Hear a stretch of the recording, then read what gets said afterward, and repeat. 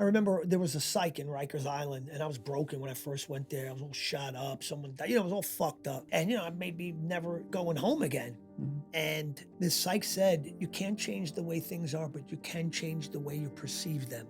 Discipline is the driver of daily motivation. Some days you have to have discipline because some days we're not motivated, right? The thing that keeps us going all the time and be able to do something, you got to be consistent. Because when you're consistent, a guy gets up fucking 30 years every day, goes to the work. Even on days when he doesn't want to feel like going to work, he still goes because he's so wired and so consistent in doing it that it almost automatically happens. So some days, if you're going to rely on motivation, some days you're not going to have that. But that's why you got to have the discipline. Because if you have the discipline, even though you're not motivated, that discipline will drive that motivation, even when you don't have it. The discipline. Mm-hmm. Pain of discipline, better than the pain of regret. If you could have a last conversation with your dad, what would you want to tell him? Well, what's going on, everybody? Welcome back to another episode of the 1% Podcast. As always, I want to thank you guys for tuning in. Thank you guys for showing support, and thank you guys for showing love on every single episode. I have a guest with me today, a very, very special guest. You've seen him in The Sopranos, you've seen him in The Bronx Tale, but an incredible, incredible man that is doing some great things now. Legend has it that Louis still owes him money from The Bronx Tale. Lillo Brancato, thank you so much for coming on here. Thank you, bro. I appreciate you having me. It means everything to me. Just both of us, we both grew up in the 914. I grew up in Ossining, and knowing that you grew up in Yonkers, it's the small town, you know what I mean? The small town and the big dreams and the things that you want to do with your life. That's kind of really why I wanted to start. What was it like growing up in Yonkers? We were very tight knit. It was my street, Mansion Avenue in Yonkers, over by Cross County Shopping Center. It was a dead end. It was all Italian except for one family. They were Puerto Rican. They lived next door to me. The Hernandez family. They would have the pork in the ground, the pig in the ground every summer. They'd have the pig roast and the whole thing. Yeah. But it was very peaceful. It was peaceful growing up. A lot of familiarity. We all knew each other. Everybody was comfortable. It was nice. It was good. It was very nice growing up in Yonkers. It was a very, very, very good upbringing. It was a very good experience and a positive one. And I think a lot of that shaped me. Okay. I wanted to be able to, I didn't know this until I, did some further research, some podcasts that I watched that at 3 months old, you were adopted from your another family, and, you were born in Colombia. Yes. Did that have any effect on you? Maybe the relationship with your brother or the relationship with your parents? Like, how was that growing up? I mean, I didn't know. I knew I was adopted, but Yeah. I didn't know what it meant. Mhm. And then I remember one time I was in trouble and I got yelled at by my dad. My mom was, felt bad. So she came in my room and said, you okay? Blah, blah. And then she said, we're not your parents. She said, we're not your real parents. And I was going to Catholic school at that time. So, I said, yeah, I know, Mary and Joseph, because that's what you're taught in Catholic school. But I don't believe in I don't believe in the Catholic faith anymore. It's failed me. It's not believable. It's just really not. No offense to anyone out there, but to me, it's just not believable. You know what I mean? Yeah. I mean, Jesus was a Jew, and Yeah. the Jews are telling you that he's not the Messiah. Yeah. I look at that like, my situation, because there's people that I grew up with, right? Like Jesus was a Jew and he grew up with the Jews, and they know who he is because they grew up with him, just like the people that grew up with me. You can go to them and they'll say, that guy's not a cop killer. Are you kidding me? Yeah, he may be a little loud. He screams and yells and whatever, but he's not that. It's like you know what I mean? So I look at that but that's a whole other thing. But what were we saying? What was the... Yeah. So when at what point? 'Cause you Okay, said- so my yeah. mom said, so I thought it was Mary and Joseph, and my mom said, no. She said, no. She said, it's, you came from South America. Because I knew Bogota. I used to hear that, but I didn't know, I was too young to really process all of that. And my friends and, people in the neighborhood, oh, you were adopted. Like they thought it was a cool thing. You know what I mean? But I still didn't know exactly what it was. I thought it was just like, I don't know, like a special kid. I don't know. It was just Mhm. like, all right, I'm adopted. Like maybe there was some stamp on my birth certificate that he's like you got good beef and bad, you know what I mean? Like lower grade, like I don't know. Yeah. And then when that was like, oh, okay. I Yeah. mean, that totally turns your life upside down in a way, in a way of confusion because you're so confused now. Where did I come from? What did my mom and dad look like? Did I have any siblings? Why am I here? Why did they give me up? Mhm. It wasn't because they didn't want me. Was it because they couldn't take care of me? They didn't have the financial means or whatever. You never know. I Mhm. mean, maybe somebody's, batshit crazy and Yeah. psychologically and mentally, they're not able to care for a kid. So now, all of this stuff is something that, you think about this all the time, especially during the holidays, because you think like, oh man, where could I have been right now if I wasn't here? Mhm. You know what I mean? But my parents were great. My mom, she could have been a little bit better. She could have been a little bit better, put me down and would use my race against me and stuff like that, which is not nice. Mhm. And was never really supportive. She thought she was, but she really wasn't. You know what I mean? My dad, on the other hand, is a different story. My dad was great. He was a Sicilian immigrant, came here and worked. He was a builder. To this day, I hear people like because they know my name is Lee. Oh, you're Lilo's. Oh my God, I never met anybody who worked as hard as your dad. I have him as my dad's like. Let's him right down if Oh you can see man. that. Yeah. And this day right here, this picture is when I became the day I became a U.S. citizen. The wider shot of that photo, I have a little American flag in my room, and I was sitting in my dad's lap. So my brother, we grew up, we're 9 months apart. I think maybe like growing up, maybe he resents me a little bit. Mhm. I don't know, because we don't see eye to eye with a lot of things. Yeah. We do but most things we don't. We're very different. Um, but yeah, growing up in Yonkers, I still talk to, a lot of the people from that street where I grew up. I mean, I actually spoke to someone a few hours ago. He's really a close friend, but I call him my cousin Mario. Mhm. So it was very positive, Yeah. Did you ever do some like I know that you said a lot of holidays you would wonder like where you are now or what could have happened and a couple of questions that came up in your mind like did you ever do some more research and trying to find out like where they are or what happened with. You know what? I don't really care too much about finding out who they are and what happened to them Mhm. because that may further confuse me. Mhm. And it's like I'm 48. It's like, how much time do I have left? The rest of my years, I want to live without confusion and try to maximize what I have left, Mhm. the potential of the years that I have left. And I think doing something like that can throw a monkey wrench in that because that may fuck you up in the head. Yeah. You may go find them and discover they're pieces of shit. You know what I mean? Yeah. Or and that's why they gave you up. Like this is like, your father could be a rapo or, some crate like you want like, come on, what's that going to do to you? You know what I mean? Yeah. Or you can find out maybe they were really good people. It was like, what the fuck did you give me up for then? You know what I mean? Mhm. So that go either way. But one thing I would want to find out is genetically if I'm predisposed to anything. Maybe if cancer runs in my family or diabetes or this or that. Because then if you know, then you take some certain precautions and you do certain things so that doesn't, happen to you. Yeah. Or you hope that it doesn't happen to you. But that's the only reason why. Mm. You know? At what age did you find out about all of this? Like how further in development were you in terms of finding out that you were adopted? I was in Catholic school. I was in St. Anne's. Mhm. So this had to be like 10, 11 years old. Mm. And that's around the time Yeah, that well, you anywhere from 9 to 11. yeah. And that was around that time you went to go see a psychiatrist, Donald. No, well, not at that time, but I did see a psychiatrist even back then. Yeah. I remember his name was Dr. Montarian. I remember he Mm. had a big dog.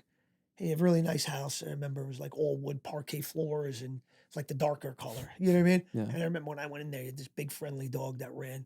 Mm. Don't worry, he's not going to bite. Yeah. So What was the why did you cuz when I was younger I went to go see a psychiatrist as well. What was the reason that you went to go? I was just very disruptive in class. I Mm. was a class clown. I guess I always wanted attention. So obviously you're acting out for a reason because it's not normal behavior, especially since we tell you this is not what you're supposed to do. And if you're doing it, you're rebelling for a reason. There's a deeper seated issue. You know what I mean? As to why you're doing that. Yeah. So maybe they said, go see a psychiatrist. Maybe he could shed some light as to why you do things. Sometimes it's the littlest thing. Sometimes it's like subconsciously the littlest thing that does that. And if you just fix it, like Tony Soprano, he had the anxiety attacks. You didn't see the show. No. But you heard about his anxiety attacks, right? When he was a kid, his father and his uncle Junior went into, because they all hang out at a pork store. They took it over because the guy was a gambler and they literally took the store because he couldn't pay. But it shows what the old man Satriali, they call him. That's the name of the place. Satriali is a pork store, deli and stuff like that. And Tony's father, this is a flashback, tells him when he's a kid, stay in the car. He doesn't listen. When his father and Uncle Junior are in the store, they're asking the guy for them. Oh, I still don't got it. So then they literally cut his finger off with a cold cut slicing machine. Little Tony was there. He didn't listen to his father. He's watching the whole thing. So his father notices, what the hell are you doing? Didn't I tell you stay in the car? And he goes, any little kid that would have saw what you just saw would have ran, but you stayed. And he knew he was tough. That fucked him up forever. That's what caused the anxiety attacks. And after sitting with the shrink, Dr. Melfi, for all those years, she's psychoanalyzing him, she comes to the conclusion that every time he has an anxiety attack, there's always meat present. He was grilling meat because of the association from that. So subconsciously, boom, it triggers him. And if he's not around meat, he's not going to have the attack. It's fucking as simple as that. But this is the kind of shit but sometimes it takes years. You got to delve in really deep and, to really find out. Sometimes you don't. Yeah. Maybe you were looking in the wrong closet. It was in this one, but you were looking in this one. And sometimes people just give up treatment because they don't think it's going anywhere. They just didn't attack it the right way.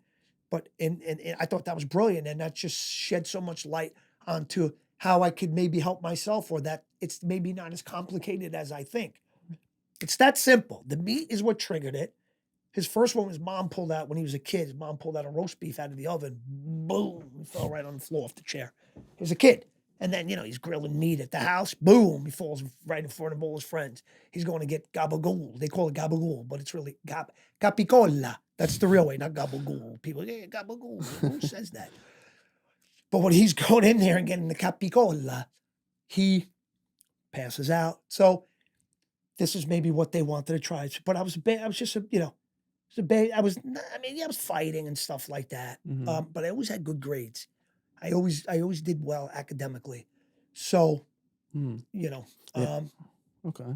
But I went from school 17 to St. Anne's, got thrown out of there, went back to school 17. We moved. I went to school 5, I graduated there 6th grade, 7th and 8th grade. I went to Mount St. Michael Academy in the Bronx, got thrown out of there. Well, they didn't want me back for high school. I went to Sacred Heart High School in Yonkers. It was co-ed. I went there for 9th grade. My father literally had to beg the assistant and principal to let me back. They did not want to let me back. They did. They threw me out September 26th of the next year of 1991. And then that year, I got thrown out of a few other schools. One, because we were using a fake address, like a relative, so because they wanted to send me to a better school, public school.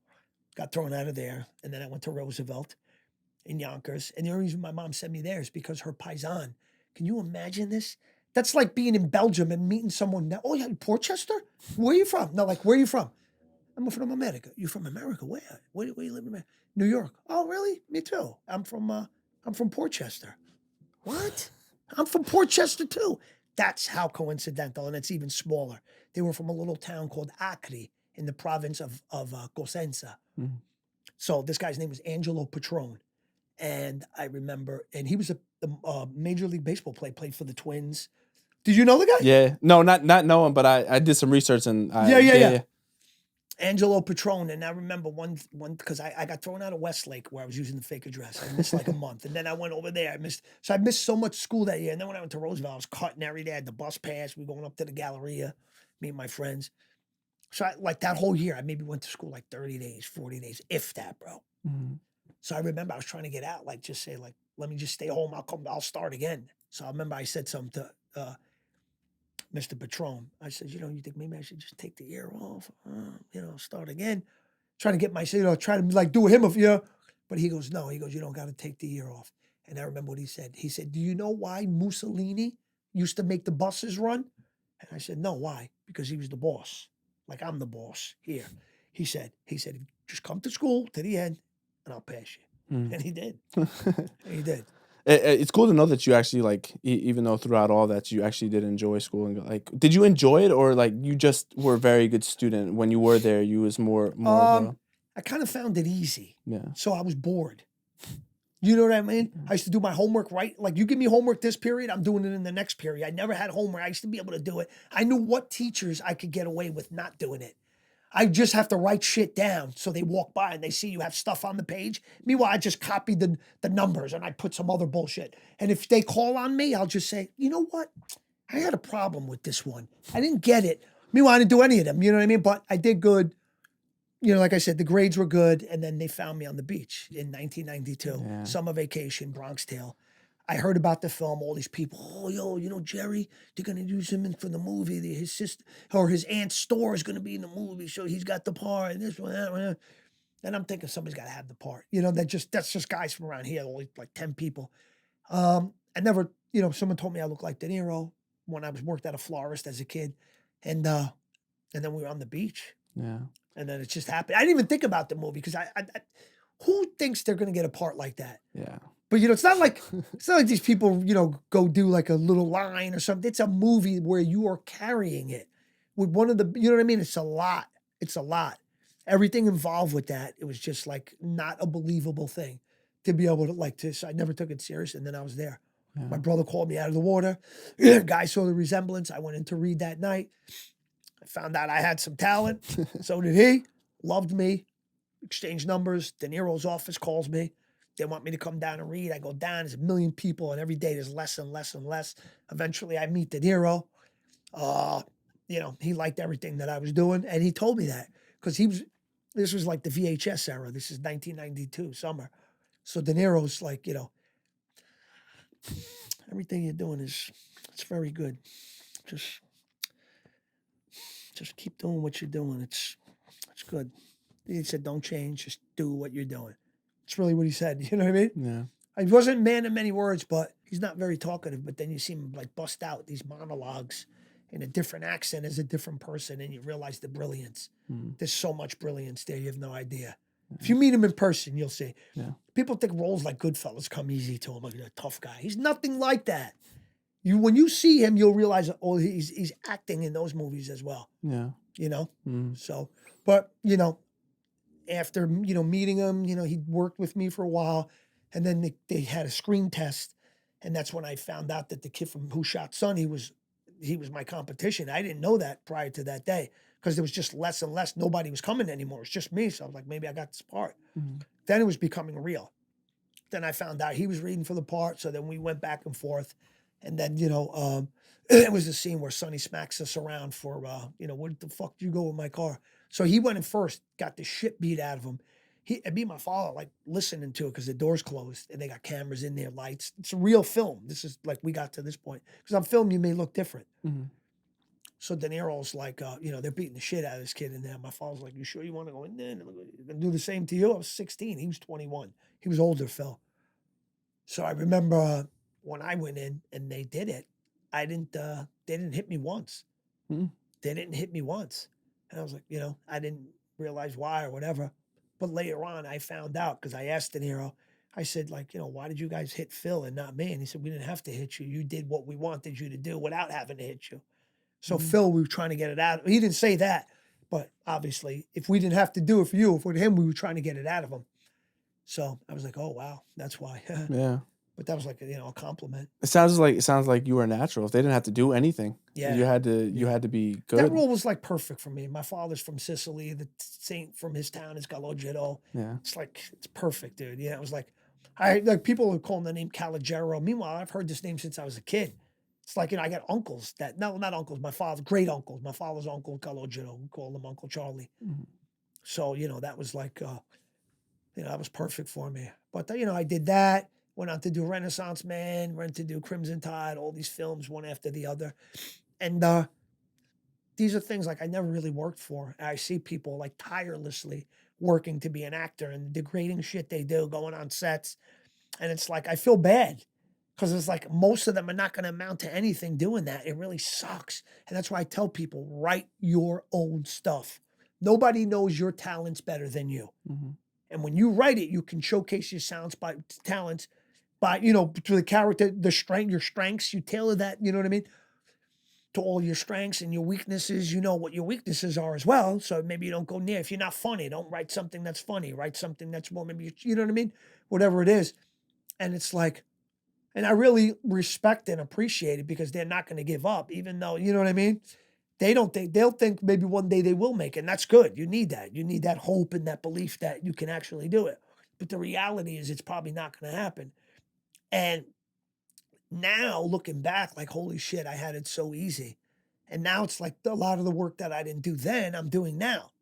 But I don't mind because I love it. And like we spoke about before, I believe that I can make some pretty good films just because I've been around and worked with a lot of great filmmakers and, took a little bit from everyone's style and incorporate it all into my own. But also I have the life experience. I've seen and done things, not that I'm proud of, but they're there and I did them. So now I may as well use them in the right way. Make a, have a purpose for that pain and that all that negativity and that bad shit that happened in my life. You know what I mean? Yeah. And so I like to, think that way. And I feel that I could make some great films just based on what I've seen and just combining working with great filmmakers and the life experience. I think I can put something pretty good together. Yeah, and I know we also spoke about this before, but that's part of the reason. Like throughout everything that you've been through in your life, that's you embody the whole overall mission of this podcast. Like you embody becoming 1% better every day. Like you embody going from one point of your life to another point, and proving not only others right, but not only other people wrong, but yourself right. You know what I mean? And believing in yourself and working on these small things every day to truly reach that level that you want to get to. Right. So, even just before that, like you were one of the reasons why I wanted to ask you is because of how much you've done in your life and you've seen, but almost also too how much you've grown in your life as well.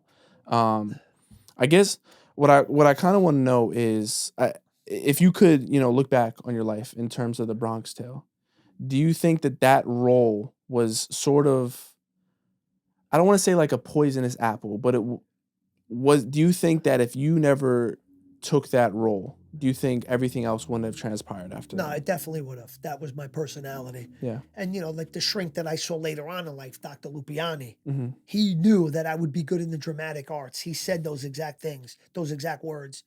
But he did also say, because I went to him after movies, because my mom, my brother thought it was because of being adopted. I didn't give a shit about that anymore. Mm-hmm. Doesn't affect my behavior. Also, I don't think.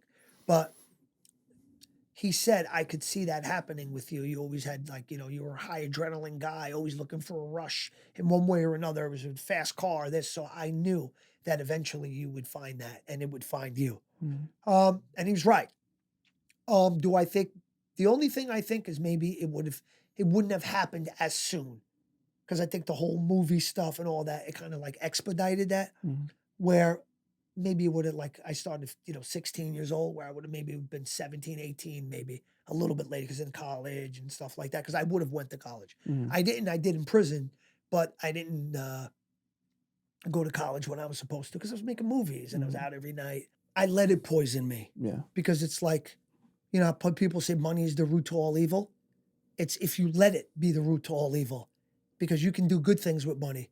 You can donate money to help people, bless family and friends. It could be the root to all evil if you choose for it to be.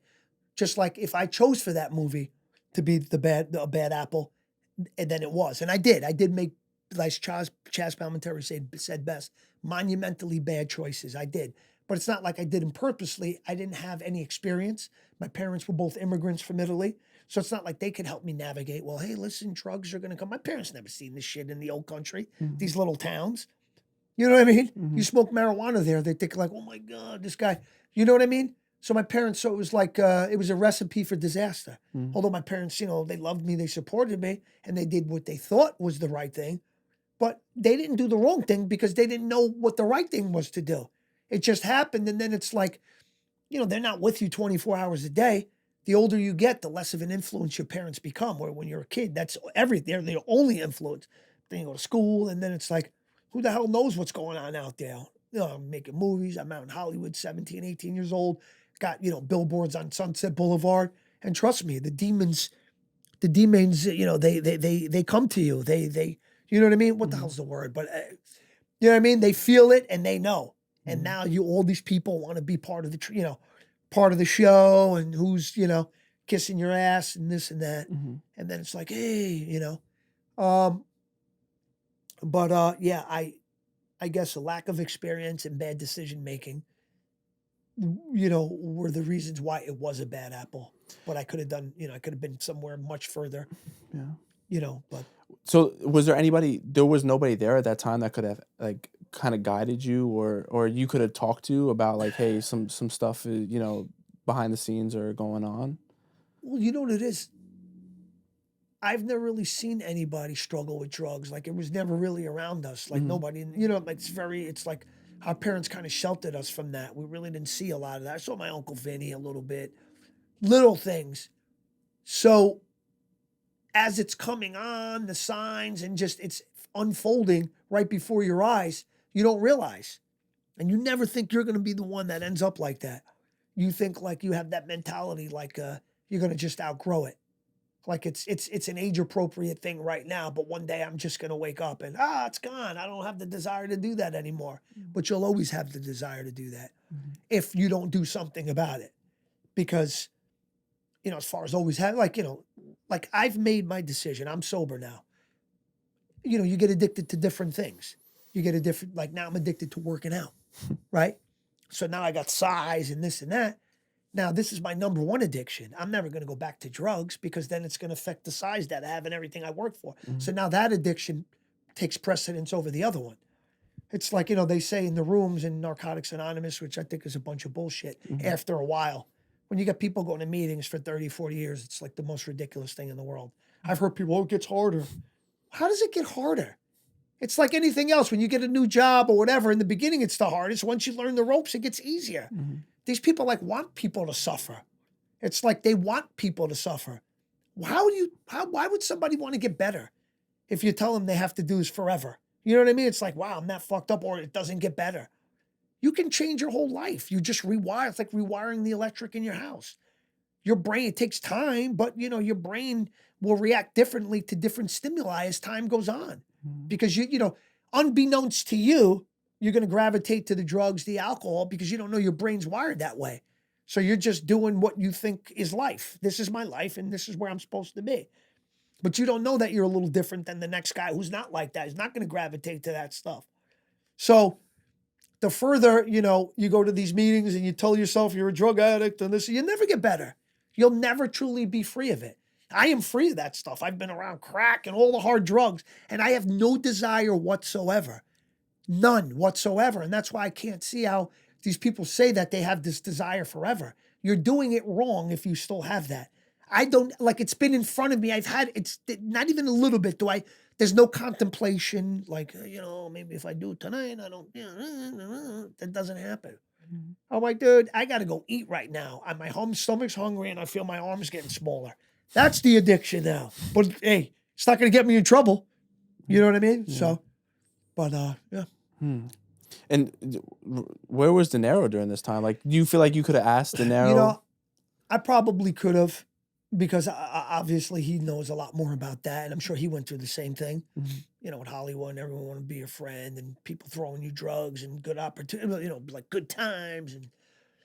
But Robert De Niro is like, larger than life. He's an icon, and he was my idol. And I just imagine there's probably so many people that break this guy's balls and call, hey, but I did not want to be one of those people. Maybe I should have.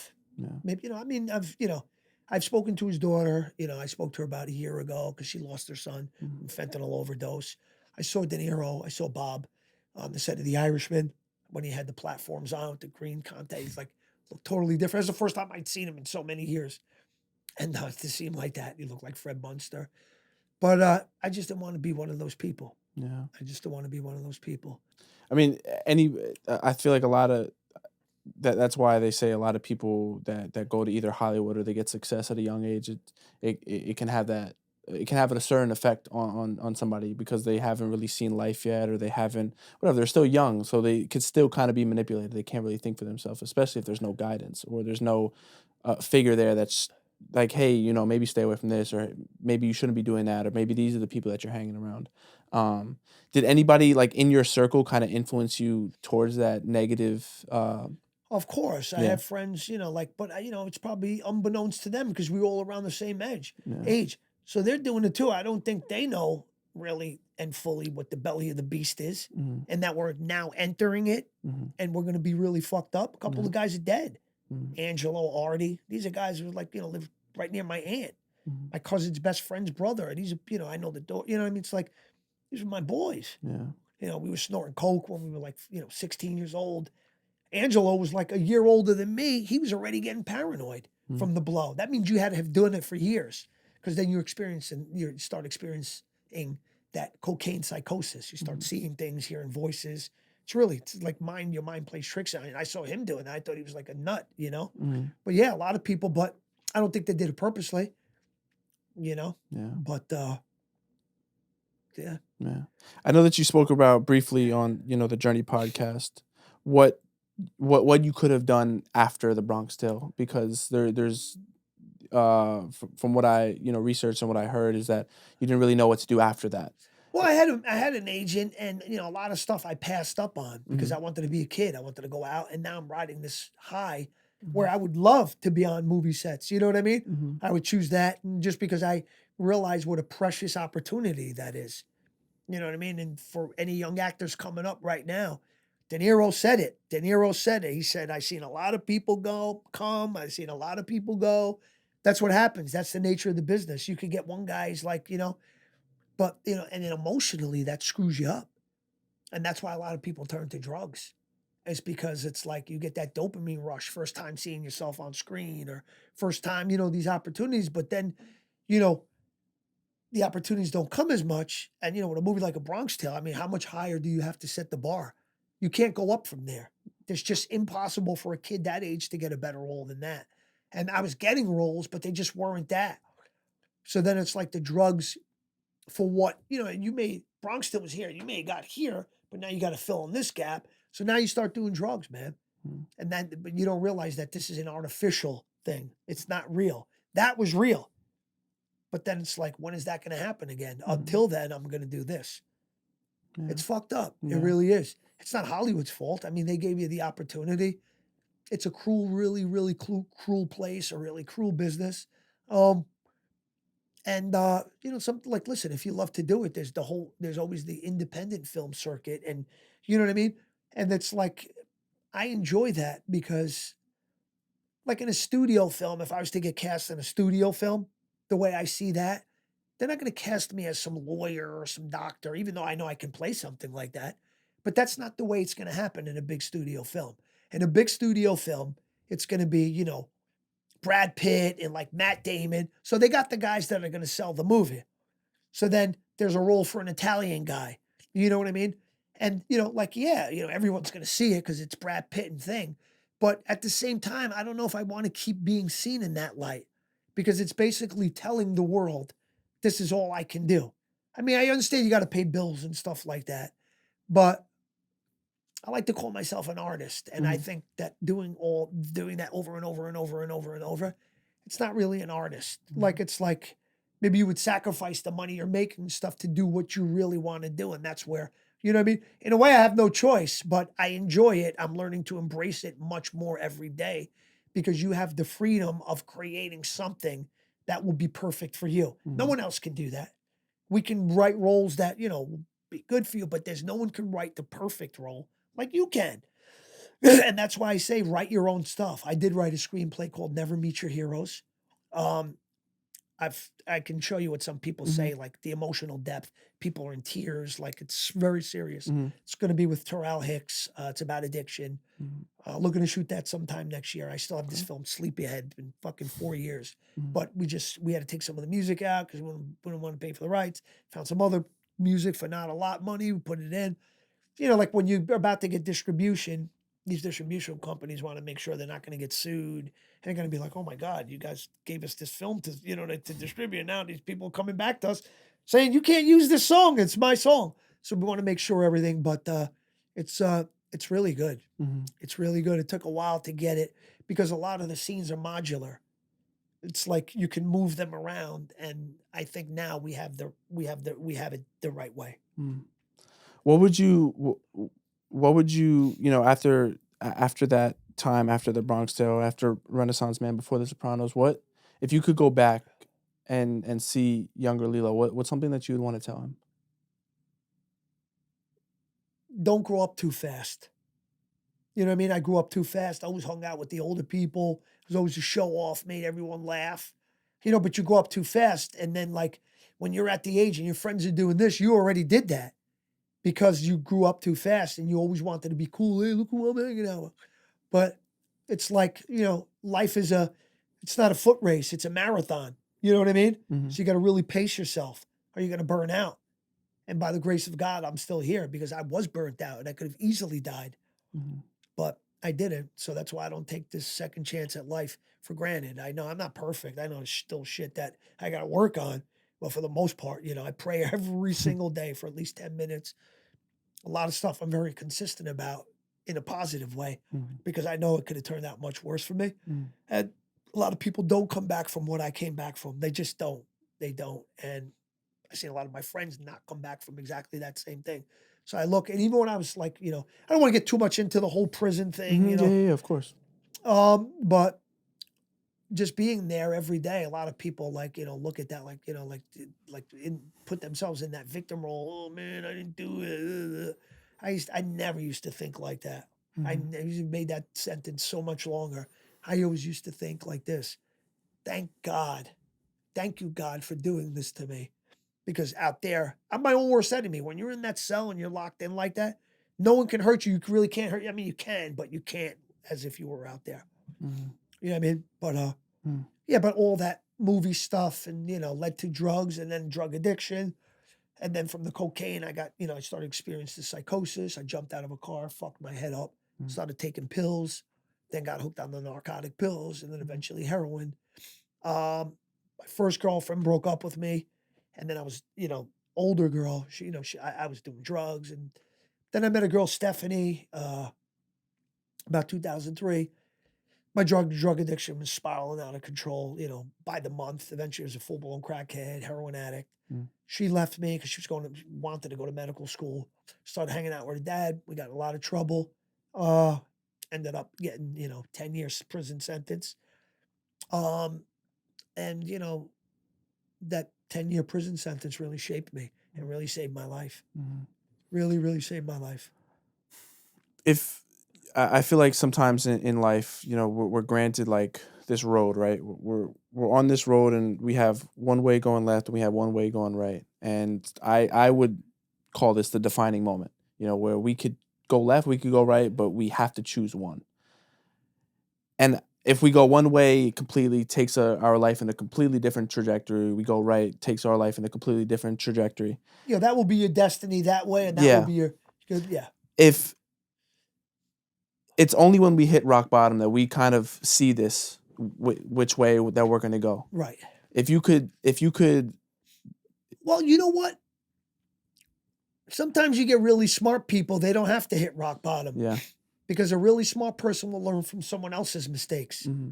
to where they'll never get to rock bottom because they saw that person get to rock bottom by what he did. So now, why would I do that? Why would I think I'm going to be different than how that person turned out? Mm-hmm. There are, people that are wiser and a little bit more. But the rock bottom, it put things into perspective. Yeah.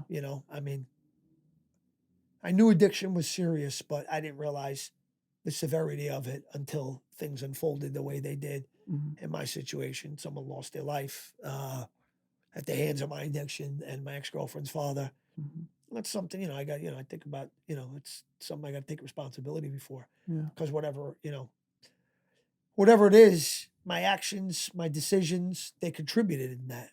You know what I mean? So you can't really dwell on that, and or either play victim, or it is what it is. It happened, and now you can just hope to be a little bit better than you were, and always remember there's people out there that were really affected by the things that you did and the decisions that you made, and that you got to really be thankful and appreciative of the second chance, because some other people didn't get a second chance. So that's something that, and now you got to make your life worth it. You got to make your life worth it in a positive way, to where you help somebody, to where even the people that you did hurt can actually say, well, I like that. I like that you did that. At least you're here and you're doing good things. Yeah.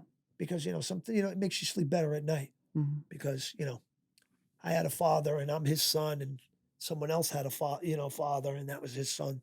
So, Yeah. Like, what was your mindset during that time? Like, what were I mean, at least for me, like I'm sometimes pretty critical on myself. In terms of that like phase, what were you really telling yourself, or like what was some things that you what were phase? well, in terms of like what was kind of the conversations that you were after all that transpired, like what were some things, was it like negative self-talk? Like did you have a negative perception of yourself during that time? Like how did you view yourself during that time? I viewed myself as a very sick, a very sick boy, Mm-hmm. sick from addiction, like very sick. Mm-hmm. And that if I wasn't that sick, I could have probably would have never been in that situation. Mm-hmm. So it's me being sick that put me there. So I had to, it wasn't like I looked at myself as a negative person. Mm-hmm. I looked at myself as someone who had gotten caught up. Not to say I didn't feel guilty or not taking responsibility, because I am, but I feel like I was someone who got caught up by something that so many other people had gotten caught up by. And a lot of people told me, if you keep doing this, this is going to happen. And then it did happen. Mm-hmm. So now it's like, okay, this happened because I was on drugs, and the person that I became allowed this shit to happen. Okay. But now the reason why I'm in this place is to undo that, and to try to make myself healthy, and to make myself healthy from being as sick as I was. Mm-hmm. And it was like a metamorphosis. It was like like a butterfly, from a caterpillar to a butterfly. And that's the way I always thought of it. And I said, I got to leave. When I finally go home, I want to be a butterfly. Mm-hmm. Right now, I'm like a fucking slug. I'm a little, caterpillar slug, like a piece of shit. Come on. I mean, I hate to, say that about people, Mm-hmm. but when you're like that and it gets to that point, I don't want to say it about for anybody else, but speaking for myself, I was a piece of shit at that time. I was a broken piece of shit. I had million opportunities and I could have done so much with my life, but that's what I chose to do, and that's where it ended up. So now I'm in this place to really think, because what are you going to do? There's going to be a lot of thinking going on. It's going to be you and four walls, and I got to make myself healthy again. And that's what I did. Yeah. I went to school. I got stronger. I got off drugs, physically, mentally, spiritually. Because there's three, you got to get mental strength, physical strength, and then spiritual. Because that's what I believe addiction is. It's a spiritual disorder, not a fucking disease. Come on. Yeah. People say that cancer's a disease. It's not a disease. Mm-hmm. Did you feel like did you feel like you let others down? Oh, yeah. Yeah. I mean, of course, my parents that got me from another country to give me a better life. My brother, because it's my brother, so he's got to go to work. And it's like, hey, your brother. I mean, he's around cops and stuff. Oh, your brother's a piece of shit. You killed a cop. My brother, he stuck up for me a lot. I got into fights over that. A lot of my friends did too. So yeah, I let a lot of people down. Yeah. But listen, it is what it is. Yeah. It happened. Yeah. So now I could just live my life every day, not letting people down, and making decisions where people won't be let down. And these also in the steps, even though I don't really work the steps and all that, but some stuff does make sense. Well, a lot of stuff makes sense. That's just not the way. That's just not the way I went about recovering. But you make amends because you hurt so many people when you're all fucked up. I mean, you're hurting yourself more than anyone else. So if you're hurting yourself, you're going to hurt others. If you don't love yourself, you can't love others. Everything starts with you. So yeah, that's why I was put there, and I looked at it as a blessing. Yeah. But then I was there. I totally changed. I got sober in 06. I still, I got sober in 06, but I didn't leave. I didn't come home to 2013. It was a little stretch there. You know what I mean? Mhm. But it was the amount of time that I needed. It was the right amount of time. So I'm almost glad I didn't get acquitted. When I came home, when I did, I was almost glad that I didn't get acquitted back in 2008 because maybe I wasn't ready then. I had been sober, but who the fuck knows what would have happened? I could have came home. I would have been on top of the world. I would have been on every fucking TV. Bronx Tale actor beats, home free.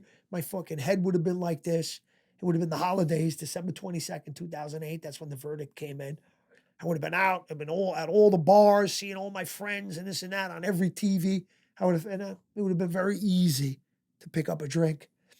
And then once you pick up a drink, your guard goes down. And then before you know it, you're smoking crack, snorting heroin, you ruin your mother's Christmas. That's probably what would have happened. If I could have put my money on it, that's what I would have said would have happened. Yeah. And that's why I didn't get acquitted. That's why I didn't get acquitted. So, yeah, and, came home. Things were tough.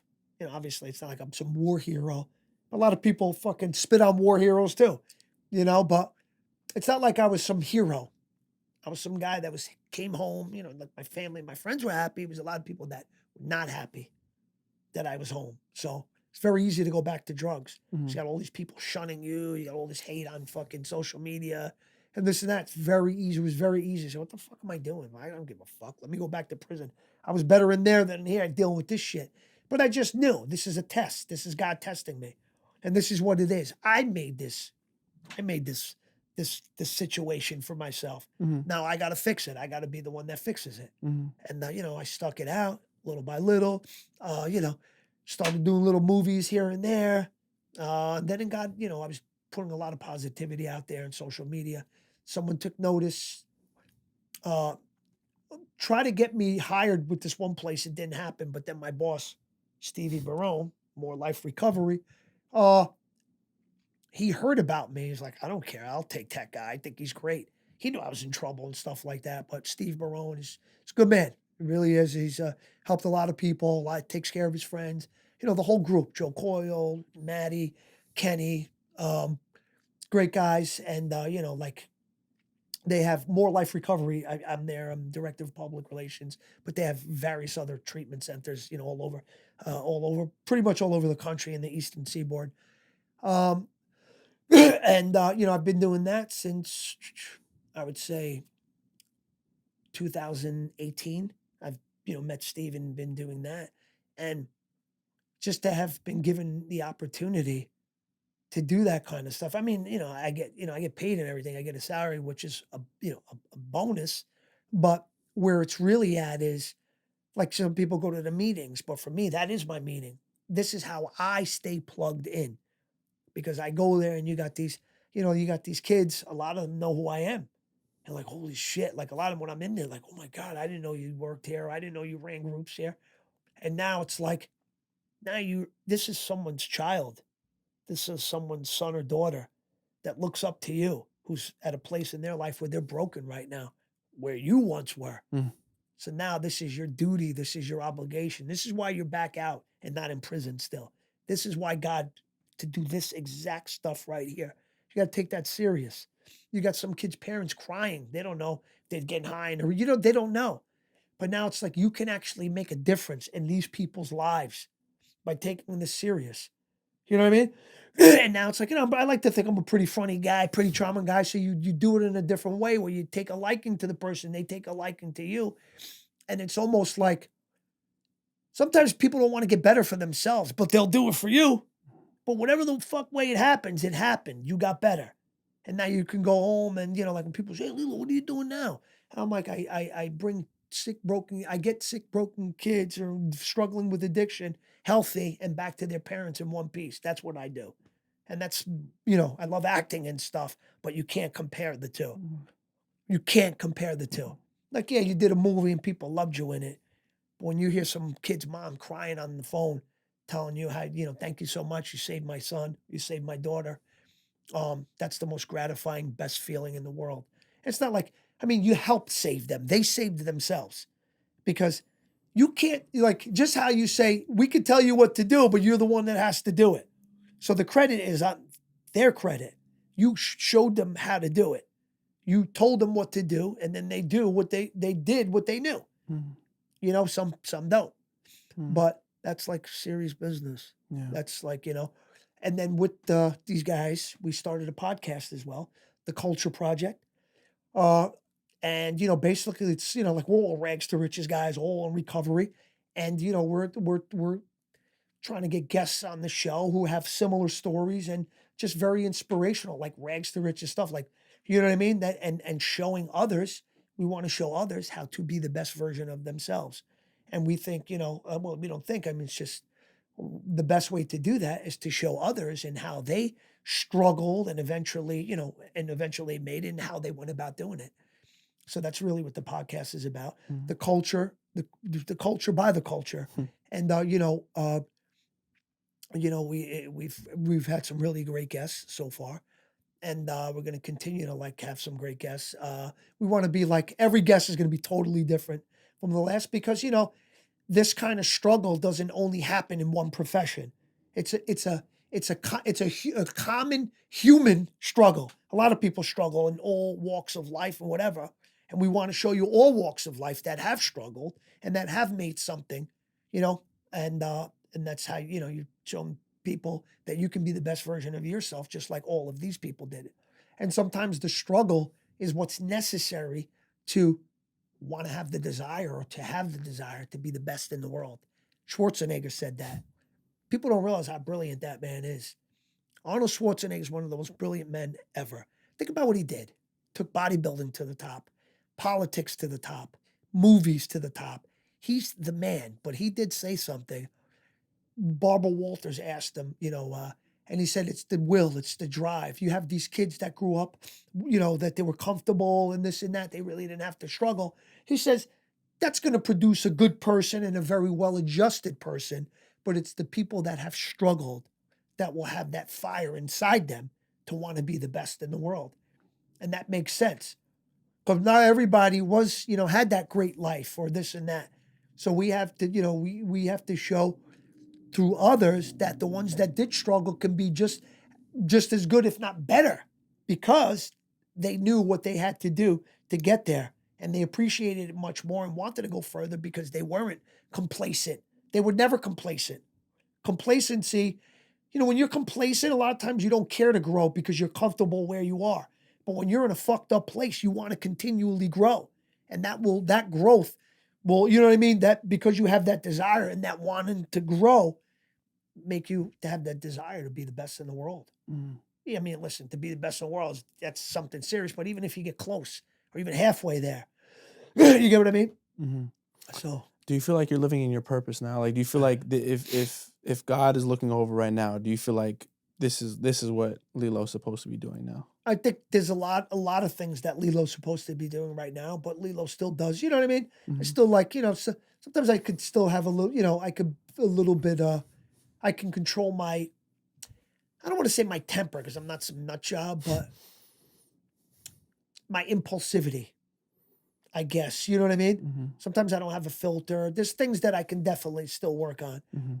but God would probably say Lilo's on his way fully to what his purpose is. He's getting there and he's living out some of it, but I still think we grow every single day. You know, what we just said, 1% better. Mhm. Mhm. So, How does Lillo view Lillo now? um, Like, how do you view yourself now? Like, what is the perception of who you are now?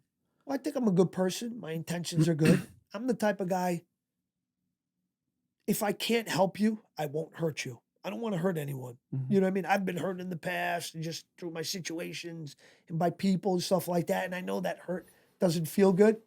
So I don't want to hurt you. If I can help you, I'll help you. If I can't, I'm not going to hurt you. I just feel like a person who's come a long way, has done a lot of good things, and still has a lot to work on. Mm. Interesting. But I'm much better than I was. Yeah. There's there's a saying, like, kind of what you talked about a little bit earlier, but like when you help others, you essentially help yourself as Right. well. Well, that's what it is. That's why. Yeah. That's how I stay plugged in. Mhm. Because when I'm talking to this, you know, person's son or daughter, and I'm trying to teach them the right way and the things and try to, teach them the tools and give them the tools that I have and have acquired over the years to help them, combat their addiction. It gives you that extra layer of strength because you just said something to so and so and so is probably wherever they are right now, working on themselves, maybe taking some of that advice that you gave them. Mhm. You can't be out there getting high and doing stupid shit because that person's recovery is almost depending on you and how you live your life because you're that role model, you're that example. So it's like, just like I said before, some people won't want to do it for themselves, but they'll do it for you. Or maybe I won't want to do it for myself, but I'll do it for that person Mhm. because I know their mom and dad. And I know their mom and dad are very sad right now from what their kid is going through. And I know their kid's broken. And, I know what my family went through. I remember I see my dad. I show you my dad was a tough guy. I used to see him on the couch crying. My father didn't cry. But when it came to me and he saw me all fucked up coming in the house, got to a point where he knew, this is what am I going to do? Hit him? This is not going to stop until something happens. Either this guy's going to die or some kind of miracle. And that's what I consider myself, a modern day miracle. To have I have no fucking desire whatsoever to get high. Yeah. None, none, none. Once I made that decision, hey, listen, you fantasize. Like if I could be a medium, like, a guy that sniffs coke and then don't do it for a year. But I know I'm not that. So once in a while you fantasize, oh, imagine if I do this right now. But it's not like I ever contemplate, oh my God, no, I don't. I know it's in the past. Mhm. Mhm. Nothing's going to bring me back to that. Yeah. Nothing. I know you feel, oh, don't say that. That's because you say that. I know for a fact. You know what I mean? Now, Yeah. How did you get to a point like that though? Like, how do you get to a point where like you don't think about? Because I'm somebody that also thinks in the future. I sometimes romanticize in the past, but like staying here is very hard for me. You know what I mean? Like being in this moment. Like I'm in this moment now, but like life happens and all that stuff happens. Like, how can other people, maybe somebody that's watching this that wants to forget about their past, but also doesn't really want to think or look into the future, like how can they stay here in this moment right now? hmm, I guess try to keep yourself busy. If your mind's busy and you're constantly doing things, it's going to be hard to drift further frontward or backward. You know what I mean? Yeah. Because you're always in the present with what you have in front of you right now. Mhm. But I think if you're not busy and then you can easily start to ruminate. You know what I mean? Mm-hmm. So I guess just keep busy Yeah. or learn mindfulness, which is not something you just, you got to, it's how the fuck do you learn it? It's like being in a situation that once fucking triggered you and drove you nuts. Then now where you're more mindful and then that's not going to happen. But how do you teach that? It's not like riding a bike. We said this, it's just like, it's like almost like a discernible, like, right, quality. Like you can't like with love, you can't really explain it in words. It's a feel, you know what I mean? It's like Yeah. some people get it and some people don't. Or some people get it better than others, some people not as much, you Mm. know? I guess like I've been kind of trying to teach myself mindfulness, and I guess what I don't know if this will strike a perspective, but like you have to allow yourself to sit with the good feelings and the bad feelings and the good thoughts and the bad thoughts because you know it's like the thought is not you; it doesn't exist, right? It just pops up and it's just a thought.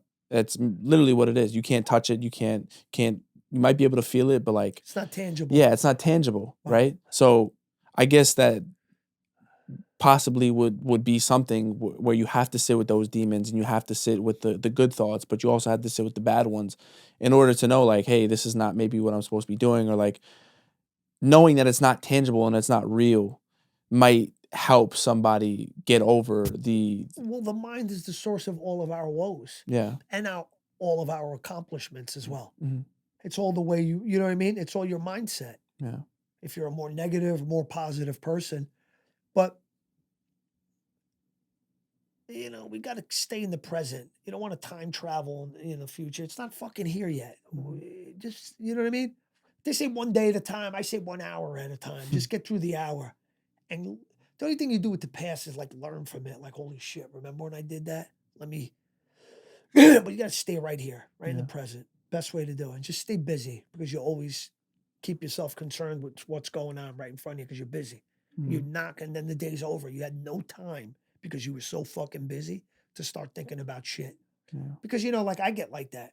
Some, like I'm giving you this advice, but I need it more than anyone that I'm saying it to or trying to give to. But like, I think about all the people that have wronged me and, like people all, cool and this and that, you're making movies, but then when it's like you chose a different path, a lot of people you don't see. And that's kind of hurtful because I'm a real guy. I like you for you. I don't give a fuck. You know what I mean? I'm a real guy. And you always expect and think others are like you, but they're not. And, every day I learn that more and more. But, I should leave shit, but sometimes I'll just get on the phone and I'll say, remember that one, you know what I mean? But what does that do? And, Jerry Seinfeld said, who gives a fuck about what people think about? He didn't say it like that, but Jerry Seinfeld said, who cares? He said, the only thing you should concentrate on is getting better. That's the only thing. That's your full focus should be on you getting better. Because that stuff doesn't matter. Because if you get better, right, and get better, you're going to find the way to where that stuff's not going to matter anyway. So that's not the way you attack it. You attack it right here with me, being the best me, because the best me is not going to give into that. It's not going to, who cares? You understand? That's where it all starts. You got to love yourself to love one another. You know what I mean? Everything starts with you, so. Yeah. You can also kind of like take away comparison too if you're just focused over. No, you don't compare yourself to anyone. The only person you compare yourself to the guy you were yesterday. Something I often think about is mortality. And I know that you talked about how much time, you've thought about with the time that I have left, that this is what I need to be doing with my life. Right. Was when you were in that hospital bed, was there something that kind of triggered that where you started to think about mortality more? Or you started to think about, where, when I was shot? Yeah. And stuff? No, the only thing in the hospital at the bed I was thinking about was getting high. Really? Seriously, yeah, because I was right in Jacoby Hospital, which is in Westchester Square, and I knew my drug dealer sold me crack, this guy Joe. He ended up ratting on me in trial. So, older guy, piece of shit. But I knew he wasn't far. So all I was thinking about is if I could somehow get to a phone and call him and just have him meet me and maybe like wear something where people will know what it is and he could just pass it to me and I'll go in the bathroom. That's how nuts I was thinking. I didn't give a fuck that somebody was killed. This is what addiction does. Like, like this was everything to me. The crack. The heroin was there just because it was physical. So I needed it and I could smoke crack. I enjoyed it more because I wouldn't get all wigged out. The heroin like levels you out to where every hit feels like the first hit. So I'm out for fucking days and that's all I was thinking about. But as time went on, then I started to think of those things like mortality and like, this is not a joke. People said drug addiction would take me to this place. And it has. Now I know this is not a joke. This really happens. I'm so lucky to be, look, someone else is dead. I almost died. You know what I mean? This is not a joke. So that's when, that's when I really thank God that I was in prison because it saved me. Yeah. And I was getting better every day. I still got high in 06 and, in Rikers and stuff like that. That place is a nut house. And then I just stopped. My mentor, Corey Rabin, my cousin Pat, they came to see me on a visit. And something he said just stuck with me. And I never felt the desire to get high again. What was that? He just said, like, they were so disappointed. That's my mentor, you know what I mean? He said, he goes, people, we love you. We want to see you get better, but you're still doing this shit. It's like, you're going to have no one. We look at us. Everyone's here. We want to see you get better. And I thought about it. I said, wow, I'm really, because this guy, he was in recovery also. And he's like, Corey Rabin is his name. And, I just stick with the Italians that I grew up with. I just don't, not all of them that I grew up with, just the Italian mentality is more judgmental. And, they're going to judge you no matter what. They're going to judge you. That's the way it is. Where this guy was much more logical and rational, especially that he had been in recovery. He's not going to judge me. But now, by saying that, he almost was judging me, but not in a bad way. Like, this is what it's come to. Even me now, I'm disappointed. I know what this is, and I let a lot of this shit go because I know how it is and what it is. But now, you have gone too far. Someone's dead, you're still in this place, and you're getting high to the point where you're fucking overdosing. Like, what's going on? What else more has to happen? Someone's child is dead because of your addiction. And And it really put things into perspective. I was like, yeah, you're right. And that was it. Yeah. And then when I left, it was like a whole new Lilo. It's like God is just Yeah, all of a it's like sudden he entered took the you. desire out and put a desire for something else in. Mhm. It was like a fucking desire transplant. The desire to get high and all that was removed to the desire of wanting to fight this case and be the best person I can be and get stronger every day. And more my dad than my mom. I wanted to make him proud. He gave me my name. Mhm. And, he's going to love me no matter what, and he did. He loved me no matter what. I remember one time I wrecked his car going to get drugs. He didn't scream and yell. He asked me if I was all right because he saw the car all fucked up. He'd come in my room, yo, motherfucker, what the fuck? Oh, no. He came in, he said, are you all right? Yeah. And then he's like, what do you. So, yeah. I kind of want to get into your dad a little bit. I know he, had a very big impact on you, and I know that you loved him very much. Sorry for his passing as well. Yeah, thank you. What? So this is like a two-part question, but like, what did his acceptance and what did his love mean to you? 'Cause especially as men, we subconsciously yearn for our father's acceptance, like at least. And mother, too. Yeah. Sometimes And mother, maybe yeah. more the mother. Yeah. And I didn't have that. And I didn't have that. Yeah. See, my mom always chose her like nephews and stuff like that. It wasn't a good thing. You know what I mean? I would never do that to my kids. Mm-hmm. No matter what they are, you support them, this and that. You try to teach them the right way if they're not going the right way, but you don't compare them to other people or put other people's sons before them. You know what I mean? You just don't do that. Mm-hmm. My mom did that, and it's not a good thing. It fucks you up in the head. You know what I mean? And but my dad, he wasn't. My dad, thought of my brother and I, he thought the world of us. Mm-hmm. You know what I mean? My dad, we could do really no wrong in his eyes. But don't get me wrong, he'll whip our ass if we need it, but never in a malicious, in a way of, I'm going to teach you, Mm-hmm. What did that acceptance, like that love, mean to you from him? Oh, it was everything. Yeah. Yeah, especially when I came home after all those years and, you know what I mean? And he saw physically I was, stronger and I was just a different person and so that. At least I got to see him and he got to see me those last few years. Because my brother's strong. He's an operating engineer. He's great job. He's a family. Myself, I'm in a place where I'm good now, and I'm able to take care of myself. And with my mom, not that I want to take care of my mom. She's done me wrong, but yeah, it's fucked up. It's a fucked up thing. Like sometimes I see people's mothers that are normal, and I say, shit, I wish I had that. Yeah. People don't realize what a precious thing it is to have a normal mother. Not ones who's like, like bipolar and, stuff like that. Takes a toll on you. You know what I mean? But my dad was, he was everything. Worked like you have no idea. Yeah. That makes me appreciate my mom a little bit more because my mom's like your dad. Like she's very I call her my PR. Like she's always in my corner and always everything I want to do. Like she worked 2 jobs and she would always make sure that I was good and like always made sure the things that I wanted. It's a beautiful in my life. thing. Yeah. Yeah. My mom wouldn't work one job for us. Well, I got to work for you. That's what she says. Stuff like that. And this is probably the first time I'm ever saying this stuff. I haven't spoken to my mom in a while, but I'm not gonna fake it and say, you know what I mean? But and I just wish I could have, it could have been who the hell knows how I would have turned out, or how much better, or just whatever outlook on life and whatever could have improved had I had a mom who was more supportive of us. Do you think about that a lot? What? The relationship that you have with your mother? Yeah. Yeah. Yeah, because it's like it's probably one of the things that was missing in my life. I could have probably been like, I'm pretty well adjusted. Am I 100% well adjusted? No, I don't think so.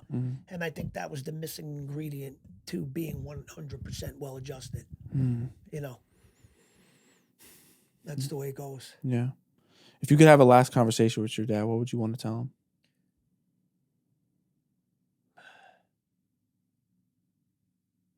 Well, I want to apologize, for all the times I let him down and disappointed him. And I would tell him how much I appreciate what he did for me and how he took me from another country, gave me his name before his own flesh and blood, and that I'm going to be okay, and don't worry about me, and I Mhm. love you. Yeah. You were the best dad that, a father that anybody could have ever had. Mm. A man's man through and through. Not a street guy, but, not to say there's anything wrong with that either, but a man's man, worked his balls off, excuse my language, like Mhm. you have no idea. You have no idea, my dad. He was like a Superman. In Mm. his day, he was like as tough as they get. I see my father, I just remember those the coldest days. You hear that smell of espresso in that espresso machine, 5 in the morning. And the guy would like come home and barely like, slouch up, not be able to walk. That was my father every night. Still, like, no, he was a take on the world type of guy. My father would take jobs in Manhattan with a small crew. The jobs that he took on, the things that he did, I hear stories from other people. I'm like, wow, this guy's unbelievable. Mm. You know, unbelievable. I wish he could have lived longer because now I'm in a place where I could have really enjoyed him. Mhm. You know what I mean? Mhm. And unfortunately, his last years when he had the heart transplant, stuff like that, he's never the same. The anti-rejection medication, it's like he wasn't really living. He was just existing. It was an existence, but not a good one. He was barely, he suffered so much. But at the end, I think he held on. But at the end, he knew that me and my brother were okay. And he knew my mother was never going to be okay, so he just had to accept that. But he still loved my mother. He thought of the world of my mother. My dad's another thing that makes me respect him because my mom wasn't the easiest person to be around. And, definitely not the easiest person to be around. But my father still always loved her and always told us, take care of your mother. Make sure you respect your mother. Even though she fucked with him, he still wouldn't say, you know what I mean? He still said, and he had a trach put in it, and that was like, when that night they put the trach, that was the last time we ever heard his voice. And he told myself and my uncle, his brother, my uncle Joey, he says, whatever happens, he said, just make sure you take care of my wife. Mhm. You know what I mean? A Mhm. man's man till the fucking end, my dad. Mhm. And, if I could be half the man he was, yeah, I'd be all right. Does he inspire you to be a father? He definitely does, but I'm too old. I just feel like I'm too old. Yeah. I'm 48 and be 49. If I had a kid, by the time the kid's in high school, I'll be in my 60s. I mean, I'm in good shape for my age. But it's not that I don't think, like people think like, oh, Lilo, you're still young. But it's not about me. It's more about for the kid. Mhm. I think you're kind of doing the kid a disservice. You got all the fathers on the sideline, a soccer game, and all the fathers in their 30s, and then you're fucking 64. Like, look at my father, old fuck over there. You know what I mean? Who's that? Hey, let's say my son's name is Joe. Hey, Joe, who's that? Is that your granddad? No, it's my father. Oh. Oh, all right. All right. You know what I mean? Yeah. It's being a kid in today's world is tough. It's tough. The bullying and all the bullshit. Mhm. Last thing you want is to give kids one more reason to bully your son or daughter. Oh, your dad is old. And it's just like, I don't know. I Yeah. just don't think, I think I'm too old. Mhm. My mom had me at 45, so it's never. Okay. Yeah, it's never too old. Do you think that he knew that? Do you think that he knew that you loved him, even if you never had a conversation with your dad? Do you think that he knew? Like, Yeah, of course. You show it through the actions. yeah. Yeah. Mm. Show it through the actions. I have one last question for you. Sure. It's a quote from the Bronx Tale. The saddest thing in life is wasted talent. But if you don't do the right thing, then nothing happens. But when you do right, guess what? Good things happen. Right. What do you think about that statement now, 20 years later? I don't think wasted talent is the saddest thing in life. I think the saddest thing in life is when a little baby's born sick Mhm. because they don't even have the physical ability to waste their talent that he's talking about, Palmentary. Mhm. That's the saddest thing in life. They didn't do anything. They're being brought into this world and already at a disadvantage through whatever illness or whatever handicap. So to me, that's the saddest thing. But what you're saying, I mean, those those are powerful words, Mhm. And as time goes on, you waste because when you have talent and to make good use of that talent while it's right there in front of you, you have to have discipline, right? Because there's different pains. You know what I mean? there's different kinds of pain. That's the pain of discipline, right? Say you have a talent to be a baseball player, right? Now, it's fucking 5 a.m. and it's freezing out, and you want to, or say, forget about that, boxing. So you want to be a boxer, and you have the skill set to be one of the best in the world, but now you have to nurture those talents so that they be the best they can possibly be, right? So now it's painful to get up at fucking 4 a.m. and it's freezing outside to go out there and run, but that's how you're gonna live out your potential, right? It's painful, but that pain of discipline is right in front of you. You still have the opportunity to do something, right? That's that pain. But then when it's too late, now you can't ever be a boxer because now you're already in you're 38 and you're just, you're still young, but you're not at that level. You're not going to be able. So now there's a different kind of pain. You know what pain sets in now? The pain of regret. And the pain of regret sucks because there's nothing you can do about it except just accept it. And it may fuck you up. Dwelling on the past and fuck, man, why did I do that? Why did I do that? So take my advice. If it's the choice of pain, the pain of discipline or the pain of regret, choose the pain of discipline. Because you know what I mean? And just like, obviously, all good things take hard work, right? But once you start, yielding good results and, you know what I mean? You're going to see why it's going to make it easier to be disciplined. Discipline is the driver of daily motivation, right? Some days you have to have discipline because some days we're not motivated, right? The thing that keeps us going all the time and be able to do something, you got to be consistent. Because when you're consistent, a guy gets up fucking 30 years every day, goes to the work. You know what I mean?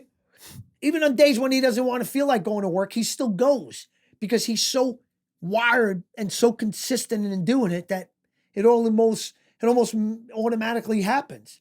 You know what I mean? So some days if you're going to rely on motivation, some days you're not going to have that. But that's why you got to have the discipline. Because if you have the discipline, even though you're not motivated, that discipline will drive that motivation, even when you don't have it. The discipline. Mm-hmm. Pain of discipline, better than the pain of regret. Pain of discipline, you can do something about it. Pain of regret, you cannot do anything about it. Yeah. It's like the working man is a tough guy. Yeah. Oh man, like that movie, like, are you fucking kidding me? Your father's the tough guy. That was my father. Lorenzo was a tough guy. Don't get me wrong. He drove a fucking bus though. Come on. You drove a bus. When it's cold out, I know you got up every day and you did it every day. Nothing against Lorenzo. We love Lorenzo, the bus driver, but nothing against, because he's a hardworking man. I'm not, any man, but my father wasn't in a bus with air conditioning and heat. Still got up every day and drove the bus. My dad was out in the element when it was cold, when it was 100 degrees out, bricklaying, scaffolds up, fucking putting blocks up like an animal, hands bleeding, coming home, have bandages on his hands, slouched over. And he did that for years and years. He did that from the 70s all the way up to the, I don't even, when did my father did that from the 70s all the way up till about 2000, 2007 is when he had the heart transplant. And why his heart went bad? Because he was stressed out because of me and my Kate. My father's an immigrant, he gave us everything. And now, of course he felt bad that, someone's son died, but he felt bad more for me because I'm his son. You know what I mean? And what I'm going through and what the hell's going on, are you okay? Blah, blah, blah. That stress killed my dad. This is, you know what I mean? This is something I got to live with. You know what I mean? It's, and he still loved me. He never said, because of you, we're good. Never, never, never. My mom does that, not my dad. My dad never complained about anything. When I moved back home from my girlfriend, my father gave me his TV. And he watches TV every night. He knew I didn't have a TV. He gave me a TV. And he didn't fucking complain. My mother could put shit on the plate. My mom's a good cook, though. That's one thing about my mom. She can cook. And she's good with little babies until they realize how nuts she is. But my mom can cook, and she's good with putting babies to sleep. She's got this thing where she does it, and she puts them, like, the old mother couldn't, but my mother. But my dad never complained to what my mom cooked. She was a great cook, but my dad never complained. He was just a man's man, and I wish I could be like that. But I complain, But, rest in peace, my dad. I love you. I miss you, Dad. And thank you to everybody, who's given me opportunities, everyone over at More Life, all my close friends, my family. God bless you all. I wouldn't be here in this condition today if it weren't for you all. You know what I mean? Mhm. And, I'll see you again one day, Pop. Hopefully not too soon, but hopefully, one day again, we actually, that there is something real, Mhm. and tangible where I could, you know what I mean? Yeah. But I mean, I don't know if there is. I think once we die, that's it. Yeah. That's why it's such a sad thing when people die, Mm. right? I don't know. I'm under the assumption I feel like this sometimes is hell. That could be a good way to think of it. Like Yeah. this is the test, and then when it's all over, but I believe there's hell too. Yeah. I believe there's a place too where people like that go. Because it's just bad fucking people. Yeah. They don't deserve to go to heaven. Like I did bad things or bad decisions, but I'm not a bad person because I don't want to hurt people. But there are people that want to fucking hurt people. Yeah. You know what I mean? So don't hurt people. Be kind. It costs nothing to be kind. Nothing. It's the cheapest thing in the world to be kind. But at the same time, it yields the best and most results. Mm-hmm. Kindness costs nothing, but does so much. Mm-hmm. So no brainer. Just be kind. We got to be kind to each other. We coexist for a reason. Yeah. I had another question, but I also don't want to take too much of your time. Go I ahead. know. You want one more? Yeah. What? It could be anything that you were ever told in your life. What was the greatest piece of advice that somebody gave you?